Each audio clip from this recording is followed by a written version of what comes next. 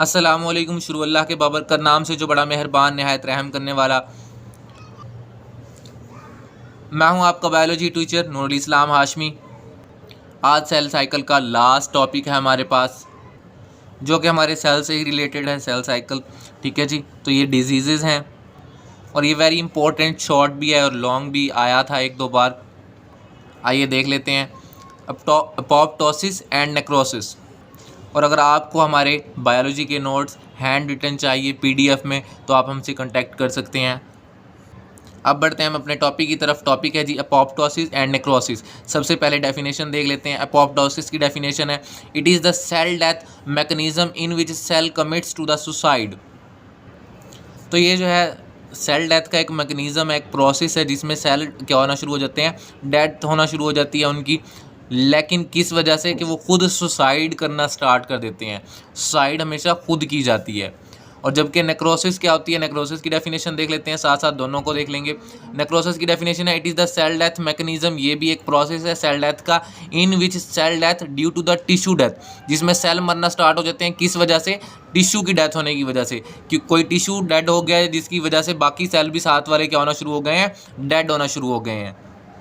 फिर इनकी toxicity check कर लेते हैं कि ये हमारे लिए, हमारी बॉडी के लिए कितने टॉक्सिक हैं और या नहीं है। अपोप्टोसिस की बात करें तो नॉट टॉक्सिक फॉर बॉडी, ये हमारी बॉडी के लिए डेंजरस नहीं है, टॉक्सिक नहीं है, ख़तरनाक नहीं है, क्योंकि बिकॉज इसमें सेल खुद सुसाइड कर रहे होते हैं। ठीक है जी।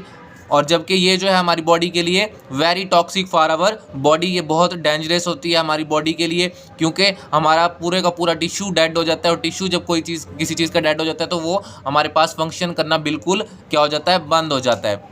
फिर इसके इफेक्ट देख लेते हैं। इसके इफेक्ट क्या होते हैं हमारे पास। अपोप्टोसिस का जो इफेक्ट है ये है cause beneficial effect to the body. ये हमारे जिस्म को फ़ायदा पहुंचाने के लिए होता है, यानी कि एक्स्ट्रा सेल्स को मारता है ये सिर्फ। ठीक है जी। इसके बाद जो ज़रूरत के सेल होते हैं उनको नहीं मारता। ये कौन से सेल्स को मारता है? जो एक्स्ट्रा सेल्स होते हैं, जिन्होंने कैंसर या ट्यूमर काज करना होता है, उनको मारता है। तो इसलिए ये हमारे लिए क्या होता है, काज बेनिफिशियल इफेक्ट। और जबकि ये क्या होता है हमारे पास, काज हार्मफुल इफेक्ट। ये जो है हमारे पास क्या होता है, खतरनाक होता है, हमारी बॉडी के लिए सही नहीं होता। उसके बाद इनकी नेचर देख लेते हैं। ये अपोप्टोसिस की नेचर क्या होती है, ये प्रोग्राम्ड सेल डेथ होता है। आपने लॉन्ग में इस तरह ही लिखना है, इसी तरह हेडिंग्स बना बना के दोनों की लिखनी है, कंपेयर करके लिखना है। और शॉर्ट में भी आपने इसको इसी तरह जो है कंपेयर करके लिखना है। तो अपोप्टोसिस क्या हमारे पास, प्रोग्राम्ड सेल डेथ है। ये प्रोग्राम करती है खुद को और फिर मारती है। ठीक है जी। ये ऐसा नहीं है कि जानबूझ, इसमें जानबूझ के ही वो अपनी डेथ करवाती है सेल्स की, क्योंकि वो एक्स्ट्रा होते हैं। ठीक है। जबकि ये क्या होती है हमारे पास, नेक्रोसिस। नेक्रोसिस में एक्सीडेंटल सेल डेथ होती है, एक हादसे की वजह से सेल मरना शुरू हो जाते हैं, जो कि हमारी बॉडी के लिए हार्मफुल है। ये एक्स्ट्रा सेल्स को नहीं मारती, बल्कि हमारे नॉर्मल सेल्स को मार देती है, और ये हमारे लिए क्या होती है, नुकसानदा होती है। फिर इसकी सेल पोजीशन देख लेते हैं। इसमें सेल पोजीशन क्या बन जाती है, इसमें सेल पोजीशन श्रिंक होना शुरू हो जाती है, कम होना शुरू हो जाती है, शॉर्ट होना जाती है, कम हो जाती है। श्रिंक होता है सिकुड़ना, कम हो जाना। जबकि इसमें क्या होता है, सेल बिकम बस्ट। इसमें सेल क्या हो जाता है, फट जाता है। इसमें एक्स्ट्रा पार्ट रिमूव हो जाता है और सेल श्रिंक हो जाता है। इसमें क्या होता है, चीज़ें एक्स्ट्रा ऐड होती हैं और साथ में क्या हो जाता है, बस्ट हो जाता है, वो फट जाता है। ठीक है। और उसके बाद केमिकल सिक्रीशंस देख लेते हैं कि क्या होती है अपोप्टोसिस की और नेक्रोसिस की। अपोप्टोसिस में क्या होता है, in which cell secrete chemical in the form of packing.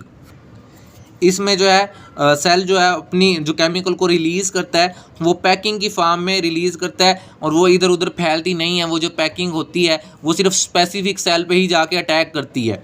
ठीक है जी। जबकि इसमें नेक्रोसिस में क्या होता है, cell secrete chemical openly everywhere, पूरी बॉडी में, पूरे टिश्यू के ऊपर जो है वो केमिकल को फैला देता है, जिसके के सारे सेल, यूजफुल सेल भी क्या हो जाते हैं, डेड हो जाते हैं।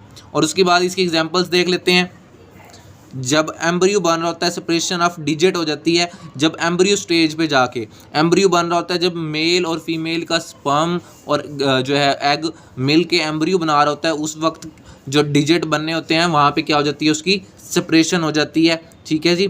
और मज़ीद ये कि remove of tail of frog at the tadpole stage. जब हमारे पास फ्रॉग बॉर्न हो जाता है, ठीक है जी, उसका जब टैडपोल स्टेज होता है, सॉरी बॉर्न नहीं, मतलब जब प्रोड्यूस हो रहा होता है जब हमारे पास फ्रॉग, तो जब उसका टेडपोल स्टेज होता है तो उसमें जो है दुम का रिमूव हो जाना, तो ये दोनों सूरतों में हमारे लिए क्या होती है, फ़ायदेमंद होती है। यहाँ पर भी ये हमारे लिए फ़ायदेमंद है और ये फ्रॉग के लिए भी फ़ायदेमंद होती है, फ्रॉग की टेल नहीं होती। तो एक्स्ट्रा सेल्स क्या होते हैं इसमें, सॉरी एक्स्ट्रा सेल जो हो जाते हैं वो क्या होते हैं, इसमें रिमूव हो जाते हैं। ठीक है जी, इस यहाँ पे हमारे पास टेल के एक्स्ट्रा सेल्स होते हैं बॉडी में, फ्रॉग के पास वो रिमूव हो जाते हैं और यहाँ डिजिट्स जो हैं वो रिमूव हो जाते हैं। जबकि इसमें क्या होता है, जबकि नेक्रोसिस की एग्जांपल है मेटास्टासिस। मेटास्टासिस हम पढ़ चुके हैं पहले ही, ये होती है spreading of cancer. Cancer cell को जब फैला दिया जाता है, कैंसर फैल जाता है इससे हमारी बॉडी के अंदर। ये था हमारा आज का लास्ट टॉपिक और हमारा चैप्टर हुआ यहाँ पर एंड। होप सो आपको समझ आ गया होगा। अगर आपको कोई भी कन्फ्यूजन है, आपने कोई सवाल पूछना है तो आप हमसे कमेंट बॉक्स में पूछ सकते हैं, रब्ता कर सकते हैं। मज़ीद अगर किसी को PDF में नोट्स चाहिए तो वो भी हमसे रब्ता कर सकता है। अपना ढेर सारा ख्याल रखें, दुआओं में याद रखें। हमारे चैनल को विज़िट करते रहें ऐसे मज़ेदार वीडियोज़ के लिए। मिलते हैं नेक्स्ट वीडियो में, तब तक के लिए अल्लाह हाफिज़, फ़ी अमान अल्लाह।